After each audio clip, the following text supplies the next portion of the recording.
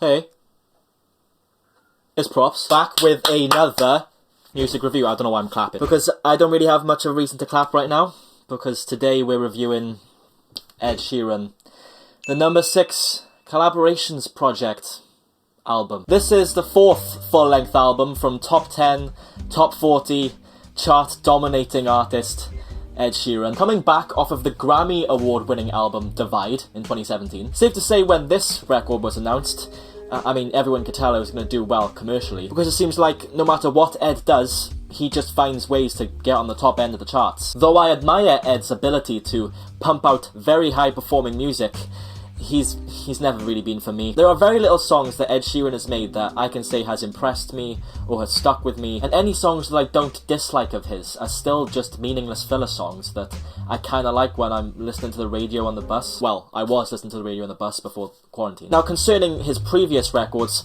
all of them have been very mediocre blends of ballads and pop music, but in fairness, there were some flashes of greatness on a few of his more emotional ballads. I'm not doubting Ed's talent on his past projects, because I think he has a fantastic singing voice. It's just, every record he makes is just a concoction of bland pop music and club bangers. And when we got the main single to this album, I Don't Care, I was ready for this record to be his most flavourless project yet. Of course, I was hoping that my fears were wrong. I was hoping that Ed was going to hit us with an album that stemmed from an idea instead of a formula for commercial success, but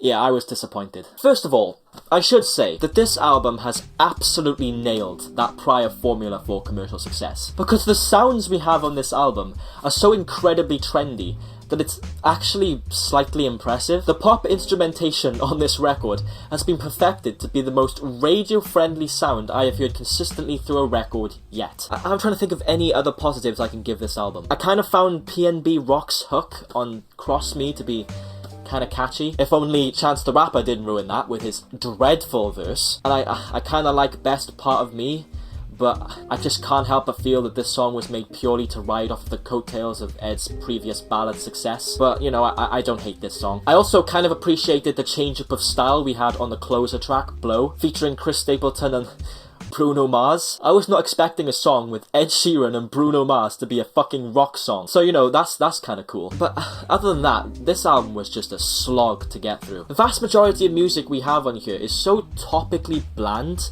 and surface level that it was difficult to persuade myself to finish this album. I don't mind when an artist makes a song that is intentionally radio-friendly, and I don't mind when an artist makes a song that is designed to check all of the boxes on, like, the radio-friendly trendy music tropes checklist. But when we have an entire album of that, it just gets tiresome. The opening track, Beautiful People, featuring Khalid, another artist I don't really care for, was very boring and lyrically painful. If I was a teenage girl, I'd love this song. I understand that this is the audience that Ed is aiming for, but that doesn't mean that the song is not shit. The next song, and it hurt that this song came right after the very painful opening track, is South of the Border, featuring Camila Cabello and Cardi B. This song is fucking cringe. The chorus is awful. Cardi B's feature was... I don't have a descriptive word that goes that low. I didn't particularly hate Camila Cabello's feature, but this song is clearly just trying to jump on the Latin trend so hard that it's embarrassing. It doesn't help that I don't care for the Latin music trend anyway. The song Take Me Back to London is an instrumental torture chamber. The chorus is so lackluster and bare that it's almost like it doesn't even exist. It's a shame, because I didn't particularly hate Stormzy's feature, but I didn't particularly like it either. J Hus on Feels is probably my least favourite feature on this album.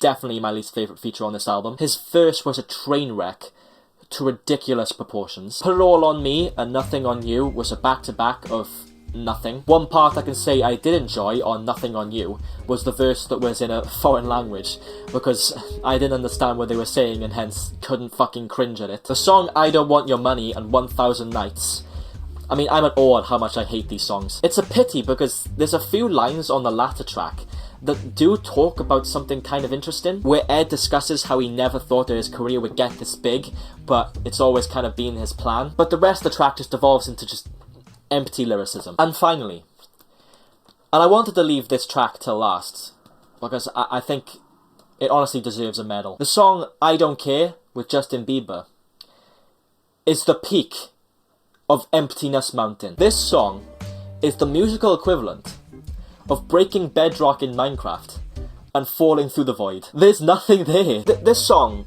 was like turning my brain off for 3 minutes. What happened? I mean, this shouldn't be a surprise when Justin Bieber is on this song. Putting the two most radio-friendly artists together on a song was never gonna end well. And yeah, the rest of the songs were just completely forgettable and boring. Every song here, I swear, just touched on the exact same concept. And that was like, Ed has a girlfriend and he cares about her, and when I'm with you, everything seems to be better. Yeah, we get it, okay? You don't need to say that on every song. So, in conclusion, this album is 50 minutes long. Just under 50 minutes long. It felt like 7 hours. It was so boring. The most mediocre, run-of-the-mill, formulaic, radio-friendly, vapid album I think I've ever heard. The intention of just commercial chart success is so clear to see that you don't even need to listen to the songs to know that this is the intention. All you have to do is look at the feature list. Just a concoction of trendy individuals that Ed Sheeran knows will get him a bunch of top 10 singles, who've been thrown on songs just so people can say, oh my god, Ed Sheeran made a song with Camila Cabello. Oh my god, Ed Sheeran made a song with Chance the Rapper. Oh my god, Ed Sheeran made a song with Khalid. Oh my god, Ed Sheeran made a song with Skrillex. Skrillex. Look, I'm gonna give this album a bad/poor rating. I don't think it falls into either one of these brackets. I think it's smack bang in the middle of the two of them. Ed Sheeran has a lot of singing talent. It's present here. You can see he has a good voice. Each song has a coherent structure as well, so I can see why you would enjoy this song if you don't have a problem with the radio friendliness all throughout. But I honestly just wish that he would use his talent to make something a lot more meaningful and worthwhile to listen to than the most generic album of 2019. Well, most generic I hear. There maybe could be something else up there, but I mean, yeah. Anyway, that's it. Like and subscribe if you enjoyed. Remember, this is just my opinion. Remember that more than ever. I can't change yours. I wouldn't want to. And yeah, peace out.